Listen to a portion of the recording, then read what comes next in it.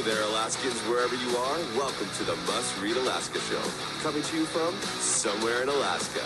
This is the place where we talk about, you guessed it, Alaska, where we keep the mainstream media on their toes and where we are standing up for what's right in a world run by leftists. You can find out more by heading over to mustreadalaska.com and also checking out the Must Read Alaska YouTube channel for some really great content.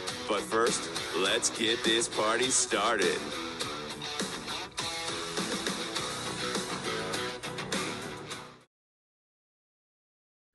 Hello, everyone. Welcome aboard. This is the Must Read Alaska Show, the Friday edition. I'm your host, James Baisden, coming to you from our virtual studios somewhere in Alaska.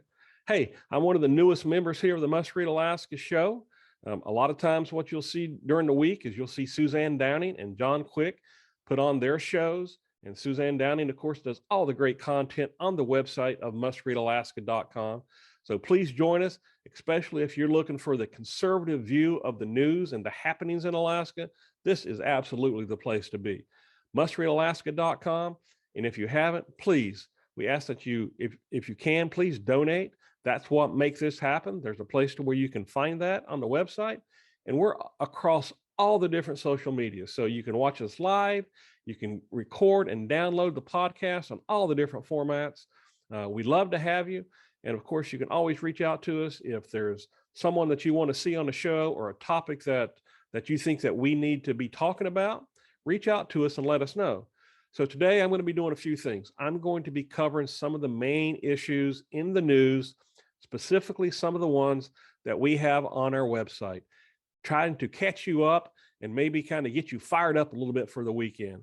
So stand by and we're going to start the conversation. So my first topic is what's going on with the governor's race. Wow, this is going to be interesting.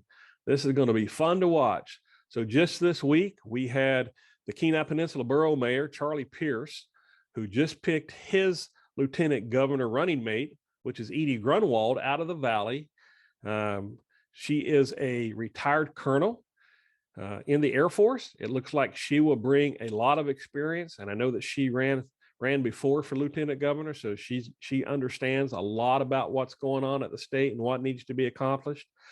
Everyone is still waiting, of course, on our current governor, Michael Dunleavy. What is he going to do and who is he going to pick for his running mate? A lot of speculation. I'm not going to speculate here, but I'm sure it's going to be interesting whenever that comes out. We've got Democrat candidate, independent, libertarian. We've got multiple Republican candidates. We've got Republican candidate and current Wasilla State Representative Christopher Kirka and his lieutenant governor candidate, Paul Huper out of Homer. We've got another Republican candidate, Bruce Walden, and his lieutenant governor candidate, Tanya Lang. And this week also, new Republican candidates, James Cottrell running with lieutenant governor candidate Brittany Cottrell. That's a brother-sister duo. I don't think we've ever had that happen before in the state. So it's going to be interesting with the new election system that we have in place. Now that we have ranked choice voting, which again, a lot of people don't understand how that's going to play. You know, are we going to hurt each other when it comes to having a 3 or 4 Republican GOP candidates on the ballot if that happens? Or if we have 2 and we have a Democrat and we have a Libertarian, how is it all going to play out? The first thing, of course, we're going to have this long list of candidates and they're going to go into the primary and you're going to pick one of those candidates. And then the top 4 are going to come out in the general election. And that's whenever it's going to get interesting on how you rank those candidates for your governor.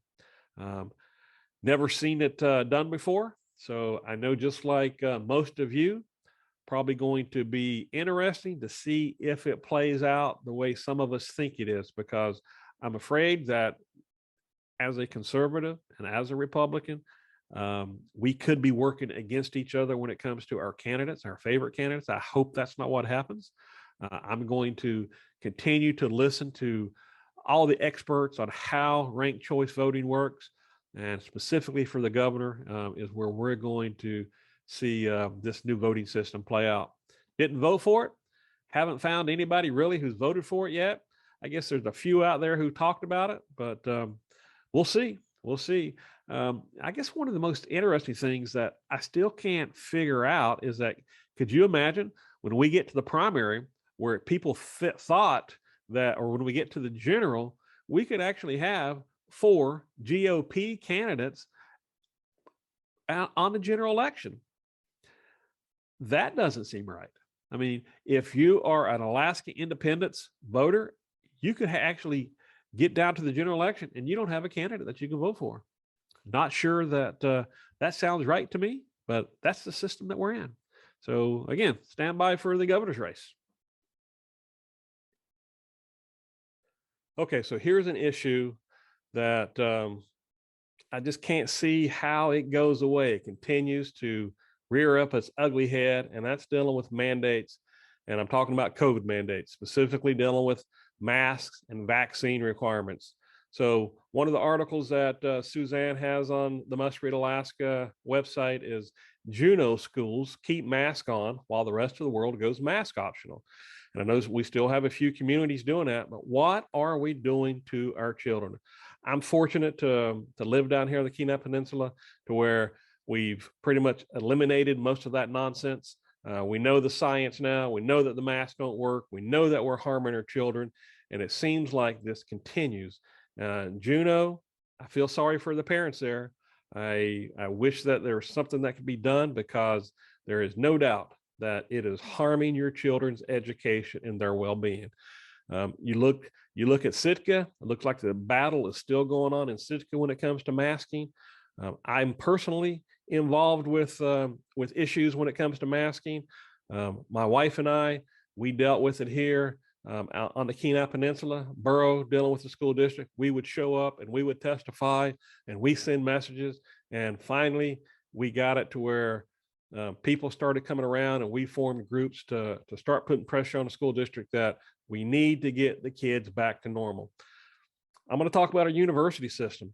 Right now, the University of Fairbanks still has masks on our college children up there in classes. They finally lifted it in the dorms and outside, but when you go in the classroom, you have to have a mask on. So Chancellor White, for all of you who live up in Fairbanks or have a student that is in the university system, I have sent numerous letters to the chancellors, both at UAA, UAF, President Pitney also, who could stop this nonsense. When you look at the COVID numbers and their own website up there, we're talking zero. They have nothing. So again, they're not following the science. And the reason why they're keeping masks on these kids in the classroom at the University of Fairbanks, because they don't fear the politics. They know they're going to continue to get funded, especially in a year like this when it comes to an election year. So there's no consequences that they have to deal with. So basically, it's almost like crating your dog. Whenever you're trying to train your dog to do something, they're training these kids that this is okay because the government says it's okay. Look, they still at the University of Fairbanks are pushing vaccines for students that live in the dorms. Finally, at the University of Alaska Anchorage, the chancellor, Sean Parnell, basically just recently this week released that when the kids come back from spring break, masks are going to be optional throughout the campus. Good for him. Thank you, Sean Parnell. President Pitney, I plead with you to get with the chancellor up at the University of Fairbanks and Chancellor White to change what he's doing when the kids come back from spring break. Give them a normal setting so they can learn. You've got young people now that have been in masks for 3 years. It's one thing when everybody was scared to death and we didn't know what was going to happen. We know now, if you want to go get the vaccine 1, 2, 3 times a booster, and you want to wear a mask and you want to social distance, those instructors in those classrooms can do that. And that's what they can do to protect themselves. The students in those classrooms absolutely do not need to be in masks. I just traveled back to Phoenix. The only place I had to wear a mask was in the airport. I attended a basketball game with 20,000 people. Very few masks were worn. I went to a hockey game. Same thing, 10,000 people, no mask. Everybody throughout the country, even if you look at Congress, when the president held his meeting here a while back, nobody in Congress was wearing masks. They've done away with it, but you still have these small groups, and it's all political in this state when it comes to it. I get fired up over it, and I hope that you will reach out, whether you live in Juneau. Parents, you have to take this on. You have to show up and fight this because they will not change, and you have to change out the players. And I'm afraid that the university system is hopefully the chancellors and the president will get together and do the right thing. I plead with you to get this thing back to normal. We know that this no longer works. It's not having any positive effect at all on what's going on when it comes with COVID. So let's talk about a couple items dealing with travel that just recently got released. The TSA, of course, is going to extend the mask mandate for planes and public transportations until April 18th. Those mandates were due to expire here this month. And think about it. So the CDC, if you remember back in February, they came out, I think it was February 25th, they came out and made the announcement that masks no longer needed to be worn indoors for most Americans. That was the CDC. They put that out. And here we are now with the TSA, who basically has stated that they have followed the CDC for the last couple of years. But when the CDC starts to retract these things, they never will retract them. So I expect we're going to wear masks in planes for the rest of the year. They'll just continue to extend it and continue to extend it. So what is a plane? If you're in a plane or a bus, is that indoors or outdoors? So CDC says masks aren't needed outdoors. And they say for most Americans, you don't need them indoors. But on planes, I guess that's somewhere in between. Planes are the cleanest environments now that you can get into. They have great air movement. Most of us feel safe in there. We don't need a mask. And then on another topic dealing with travel that I found interesting was, if you remember, United Airlines, they were one of the big companies that come out against their employees that did not want to be vaccinated. And just here, it looks like just this week, United Airlines are going to let their unvaccinated employees return to their jobs this month. So think about how they hurt their employees, especially those who may have had medical issues, did not want to get vaccinated, had religious issues to not get vaccinated. Roughly 2,200 United employees now can come back to work even if they're unvaccinated.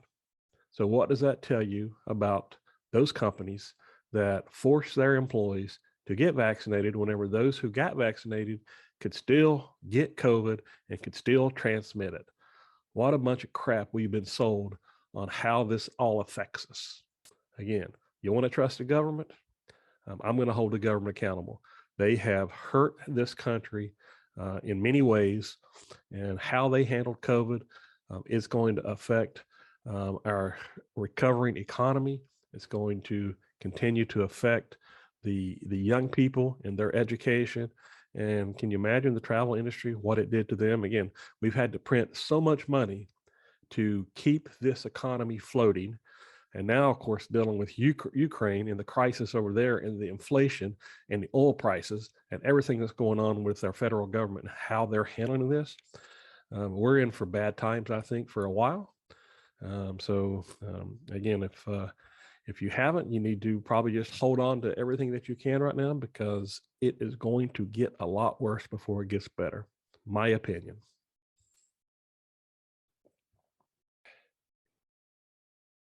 So my final topic, and it's going to be a good one. It's going to be controversial. It's going to be dealing with Alaska Senate Bill 140. Alaska Senate Bill 140 was introduced by Senators Hughes, Reinbold, and Showers. And this one is dealing with athletics, boys and girls playing against each other. Specifically, if you're a male and you've transitioned, is it fair that you can now play against the girls in school? I hope this passes. I hope what they're trying to do here, they get a lot of senators and House members support this. Look, I have a daughter in high school right now, and I have a son in high school. would not be fair for them playing against each other in the same sport. Doesn't work that way. We are made differently. Simple for me. I'm a simple person. Look at the birth certificate. If you're a male, even if you transition, you still have to play as a male. And if you're female, you have to play female sports. We had Title IX back many years ago that passed that was supposed to bridge the gap to where if you're a high school or college athlete, we had to have as many girls sports as we did boys sports. And that was a great thing. That evened the playing field. And we need to keep the playing field even here. So in this bill that they have presented, it's got some basic designations here. And I'm gonna breeze through it here real quickly. And one of the things it talks about athletic team and sport designation. So if you're a public school or a private school, if you're a male or a boy, you need to play in male and boys team sports. If you're a female, a woman, you play on girls team sports. A student who participates in athletic team or sport designated female, woman, or girl must be female based on the participant's biological sex. I think that's pretty straightforward. I hope it passes. I support it. I expect there's a lot of parents out there that agree with me on this, and we need to make it fair. We need to keep it simple. Show a birth certificate. If you're a boy, you play boy sports. If you're a girl, you play girl sports. Pretty much end of story. Thank you for watching the show today. Again, you can find us at muskreadalaska.com. If you like the content, please donate. We need your help to keep the conservative news flowing here in Alaska. My name is James Baisden. Have a great weekend.